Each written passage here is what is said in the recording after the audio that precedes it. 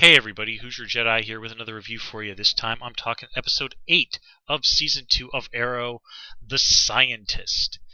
And, well, that's not the most accurate title in the world. It might in fact be more accurately titled The Glorified Intern. But nonetheless, we are indeed talking about Barry Allen, who of course in the comics is the Flash. And if you've been paying attention to word around the internet, you know that they're considering the fellow who played Barry, Grant Gustin, as the lead in a possible spin-off series coming in the future. Nothing's written in stone yet, but they're seeing how this character is received by the audiences. And from what the net has said, this has been some of the highest ratings for the show in a while. So it sounds like the Arrow fans out there were really down for this, and I count myself among them. I've been really looking forward to this. The Flash is a great character, and Grant Gustin, he does bring a lot of charm to the character of Barry Allen. So with that said, let's just kind of get right into what's going on with him as a character. Now, this episode was co-written by Jeff Johns, experienced DC Comics writer, really good stuff. I mean, Jeff Johns has done some absolutely fantastic stuff at DC. And part of it he's drawing on is a story that he wrote called Flash Rebirth, which is sort of really reestablished Barry Allen in the DC universe after basically kind of him being dead since about 1986. Yeah, comics are like that. Anyway, now the whole thing with him drawing on, I want to find out who killed my mother and get my dad out of jail, and even his boss, he mentions talking to someone called Director Singh. Well, they come from those stories. In fact, I was actually reading a Flash comic the other day with Director Singh as a supporting character, which is like the first time I'd really been exposed to much of the way the Flash in quite a while. I actually just happened to sort of pick up a collection on a whim just to sort of get me pumped up for this episode, and it was quite a good read actually. Now there are some other nice little nods to the Flash mythology here. For example, if you notice when Barry arrives on the scene, he's trying to protect his head with a magazine called Science Showcase. Well, the Flash, this incarnation of Barry Allen, first appeared in the comics in a series called Showcase. Also, we see him, screwing around trying to organize this shelf full of chemicals, and then suddenly there's a lightning flash outside.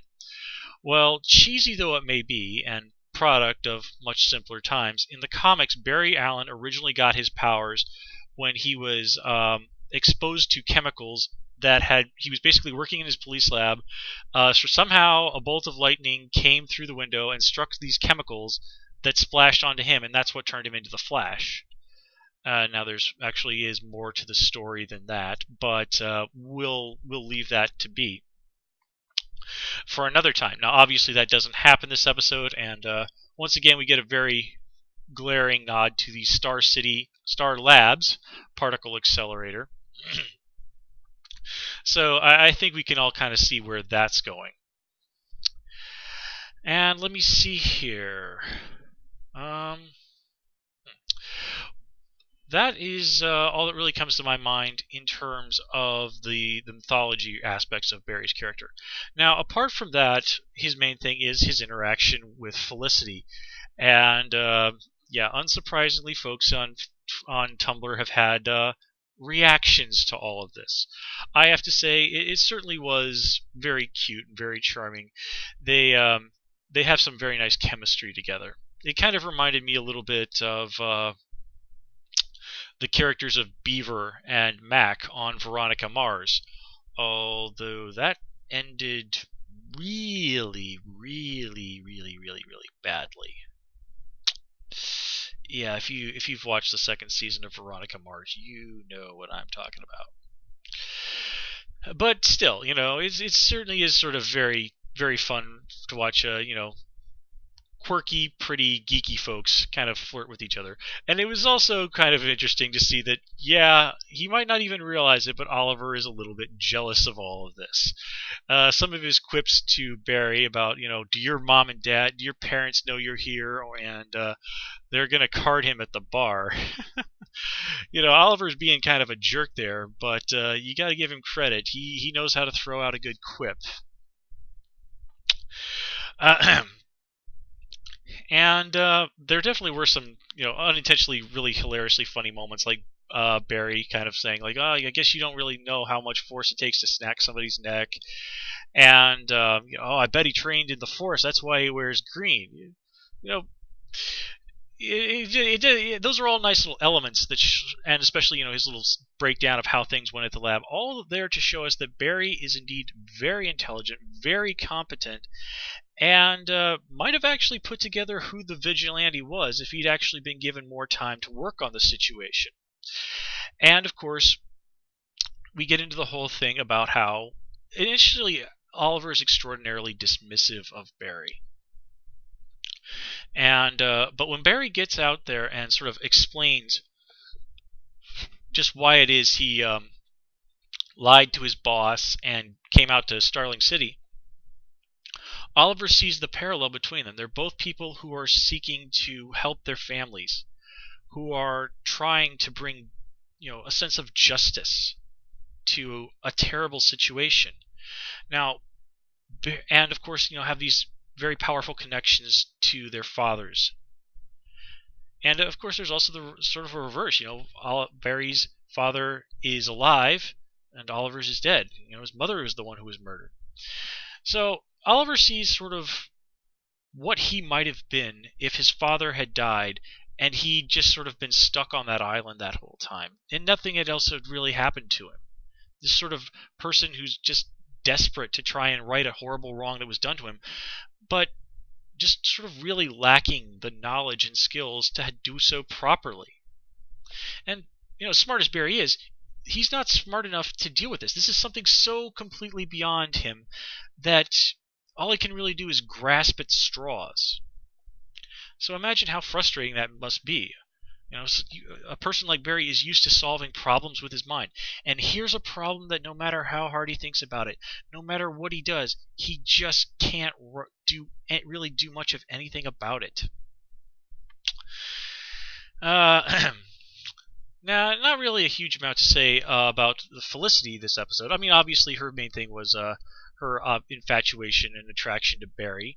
Although I was kind of amused when she said, it's a good thing we got a CSI around. Running analysis of stuff like this is not really my forte. Even though Oliver has explicitly ordered her to go out and do stuff like that last season, like when he sent her, like, "Hey, Felicity, go and run a mass spectrometer on this stuff in this syringe," and somehow an IT girl knows how to do that. Anyway, let me see here. Not a huge amount to say about what was going on with Isabella this episode. Just that, she really hasn't lived up to that, fearsome reputation that she has. Now, granted, she's kind of mentioned her reasons for not just flat out gutting Queen Consolidated. But, here you see Moira just come in there and, really kind of just claws out. Now again, Isabella does have that reputation, but still, for the most part, other than be a bit unfriendly and, kind of a bit of corporate swagger when she was first introduced, Isabel has actually not been really a terrible person, and she's actually, like she does in this episode, talk a lot of common good sense. It is right that throwing a party for Moira was a really, really bad idea. And even his own mother sums up Oliver, kind of points out that Oliver screwed up there. She says to him that he's a very good son, but not a very good judge of character. Now, exactly how true that is, you might take issue with, but still, Moira does have a pretty good point. Let's see. Wasn't too impressed by what was going on with the plot with Sin and Roy until the very end. I have a feeling that Roy is probably going to end up strapped down, and Oliver's going to have to bust in there and rescue him to avoid getting an injection of that stuff. And well, if that's what's going to happen, that's probably a pretty good way to start to apologize for arrowing someone in the leg, especially after they've been helping you. Yeah, so I don't think Roy's going to take too kindly to that. On the other hand, he does know someone who hangs out with another vigilante who has never shot him with a weapon. So, I've mentioned that it's possible that Sarah might end up being the one who starts training Roy to be a vigilante. So, there's certainly a step in that direction if that's the way things are going to go.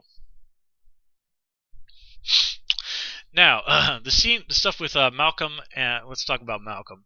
Now, I really liked this episode in that regard because first we get to see, this classic Malcolm Merlyn being an evil, scary dude and, terrifying the pants off of poor Moira. And then she goes and turns the tables on him. And I love how John Barrowman just always keeps that little smirk on Malcolm's face. And it's so wonderfully subtle when she hits him with the name Ra's al Ghul, which, of course, they're still not pronouncing quite right, but I think we're just going to have to learn to live with that. You can just see that little twitch where he's just like, uh-oh. And, yeah, Malcolm is not wrong that this is not over. No way is he going to just walk away from this. But Moira's thrown a complication his way. So it'll be interesting to see how he deals with that. And then there's also the thing that is mentioned about how the undertaking was unauthorized. Now, I've kind of mentioned before that having an earthquake machine, something like that could potentially destroy entire cities, that's totally the sort of thing that Ra's al Ghul will be down for. But note the word unauthorized. Kind of makes you wonder if maybe Malcolm Merlyn didn't just say one day, hey, you know what? I hate the bad part of town. I'm going to go find some scientists and have them build me an earthquake machine to destroy it that way. Does that really seem likely to you? Or did Malcolm Merlyn just sort of appropriate some technology that he was aware of that someone who, has good reason, twisted reasons though, for wanting to destroy large urban areas on it for his own purposes? Well, okay, you kind of see where I'm going with this. And if he did that and prematurely exposed that this technology exists to the world, yeah, no wonder Ra's al Ghul is pissed. He thrives on secrecy and, well, being in the shadows. And this would draw an enormous spotlight to the actions of the League of Assassins. So yeah, there's all the reason in the world that Ra's al Ghul is going to want to kill Malcolm. Not a huge amount to say about what's going on the island this episode. Okay, except seriously, that submarine is literally like out there in the open. How in the world have these people been searching this for God knows how long and not found it? I mean, if you can find this thing using Google Earth, and this is not exaggeration, real archaeological discoveries have been made because of Google Earth. How the heck do you miss this? And never mind the whole fact that you're pumping Slade full of medication that's been sitting in a rusting submarine half submerged in the ocean for something like 70 years. Medicines do expire. But at the end of the day, this is still a comic book show, so yeah. But one thing I do have to give the show a lot of credit for is the stunt work. This episode was just amazing on stunt work. The fight between Oliver and, well, I don't want to quite call him Solomon Grundy just yet, so let's just stick with calling him Cyrus. Although I think his official title at this point, from what I've read with what the creators have said, is like the Acolyte or something, even though he hasn't been referred to as such. Anyway, let's just, for the sake of simplicity, call him Cyrus. Like, that fight with him and Cyrus, oh man, that was great stuff. Like, when he gets knocked out of the truck and lands and kind of skates on the door, or when Cyrus just like flat out knocks Oliver up into the pipe. Oh man. Arrow stunt team, give them some applause. They are just doing a mind-blowing job. That is some of the best stunt work I have ever seen on TV. And I think that covers pretty much everything that I had to say this episode. It's definitely a good one. I'm really looking forward to the next episode. Yeah, it's going to be it's probably going to be a little bit on that flashback. It's probably going to be pretty flashback heavy, and yeah, that sort of stuff has never really been my favorite part of the show, but I have a feeling it'll be very interesting. After all, Oliver did mention this episode that he's seen things that he just couldn't explain. So you have to wonder, what else has he seen in terms of people with superpowers? Or has Oliver even seen the supernatural side of the DC universe? I would be majorly jazzed if someday down the road we might be able to get an appearance by someone like Zatanna or Dr. Fate. I guess we'll just have to see how far they're willing to ratchet this up. But anyway, the introduction of full-fledged superpowers is more than enough for now. Anyway, guys, we're going to call it here. As always, please comment, rate, and subscribe. And, of course, you can follow me on Twitter at Who's Your Jedi. Until next time, take care and have a good one.